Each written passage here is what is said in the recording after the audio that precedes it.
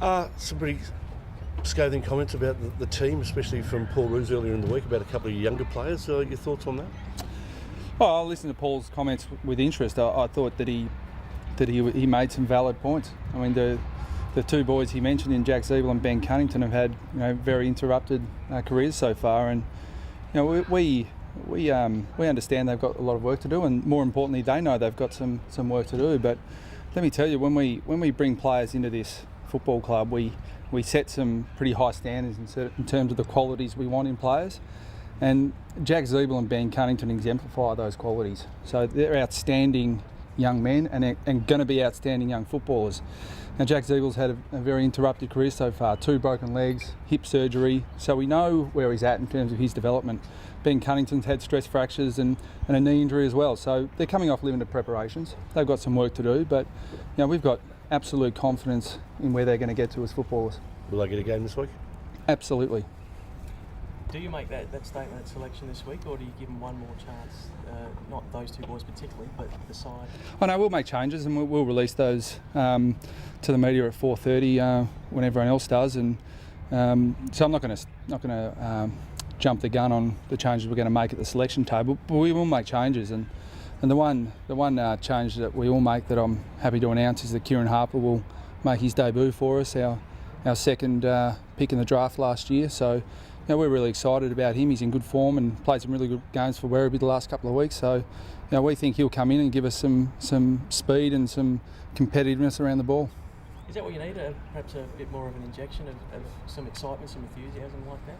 Oh no, we just need to brush up on the areas that are letting us down at the moment, and the players are really clear as to what those areas are. And I'm really conscious that footy's a really fine line at times, and there are some things that we're not doing well, and they're having a huge impact on the results. So, for example, scoring accuracy is one of those. I mean, we've just been really poor in front of goal, and we know that's something that we do an enormous amount of work on. We've got to continue to work on further, but we also know that can turn around very quickly. So, we fix that area of the game up as one example, then we know that we can turn the results around very quickly.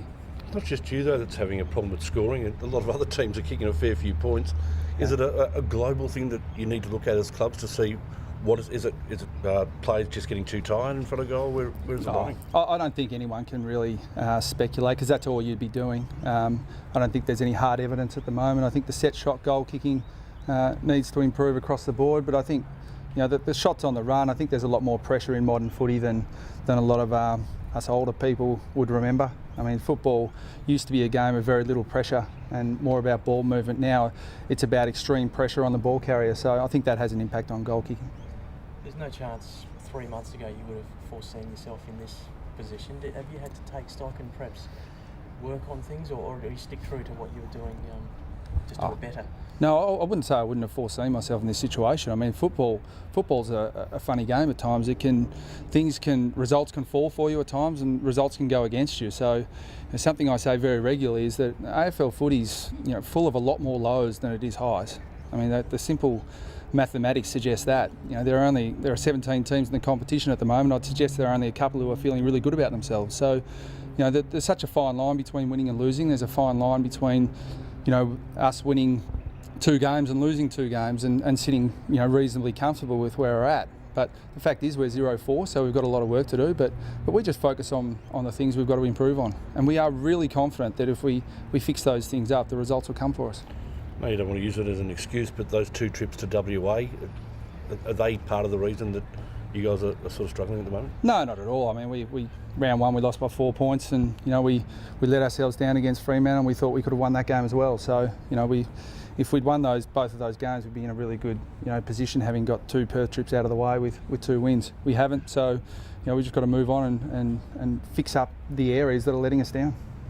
You still seem very confident and measured in your approach. How important are the cues that you give to your boys when things aren't going well? Oh well, that's what leadership's all about, isn't it? That everyone looks to the leader of the football club, whether it's at administration level or coaching level or even in the playing level. So that's what leadership is. If things were rosy all the time and you just rolled along and won every week, then you wouldn't need very strong leaders. Brad, you talked last week about decision making being a problem within the team. How trainable is that? Because presumably someone like Simon Black, for example, he's a good decision maker just innately within himself? How trainable is that kind of skill? Oh, I think it's very trainable. I mean, I think some of it, and when you recruit players, you look at players who can make good decisions. But really, when we do all our team training, almost all of it is based around decision making and skill execution. So, skill errors are a combination usually of poor decisions and poor execution. So, that's what we spend the majority of our time doing on the training track. So, we believe we can make significant impacts on that decision making. What about the Power? You'd be expecting them to make a statement as well after their loss? Oh yeah, of course. Yeah, I think they're an extremely proud football club, and Matthew Primus is a very proud person. So I'd expect them to come out breathing fire, and I'm sure they'll be expecting the same from us. So it's going to be a really important game for both clubs, and I'm sure they'll probably make some changes at the selection table as well. So we're expecting a really hot contest, and but to be honest, we're really just focusing on fixing up a couple of the areas that have let us down, and we're confident we can get the result if we fix those areas. Is this the biggest game that you've been sort of had to coach in your career? No, they're all pretty big. They're all important. So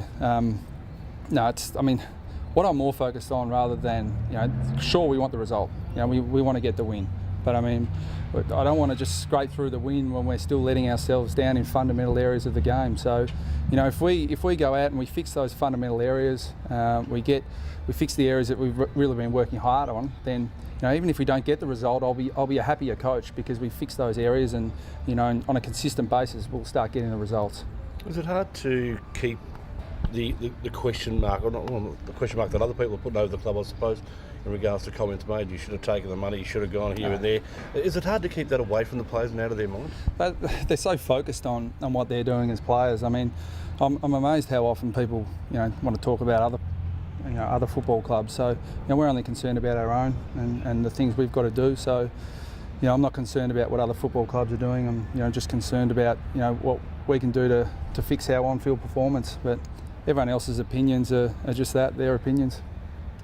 $1 billion TV rights deal expected to be announced today, or might have already been done. Do you think one of the top priorities for the money should it go to wiping out, say, the debt of some of the poorer clubs, or clubs that are struggling financially?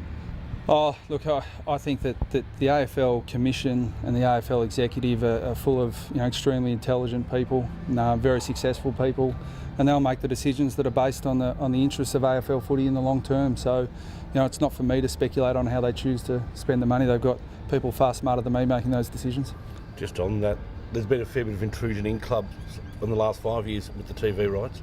Obviously, with more money, there's probably going to be more asked of clubs to the TV stations. Does that bother you at all, or do you think that you're on the limit now in what you do for TV?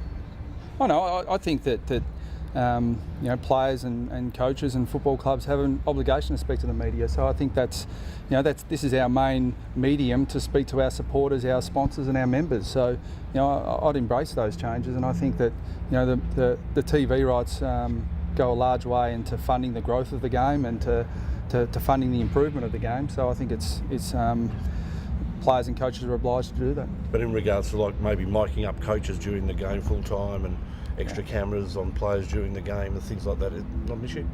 Oh no, I think that there's always a fine line. I mean, coaching is a highly intense job, and I think on match day it's your work environment. So I think we've got to be a little bit careful as to blurring the lines there. But I'm sure that whatever decision's made will be the interest of everyone. And I don't think it's in the interest of everyone to have coaches and players mic'd up at inappropriate times. It's not appropriate to have phones on at inappropriate times either. Thanks, Brad. All right, thanks, guys. Cheers. Thanks. Try the audience today.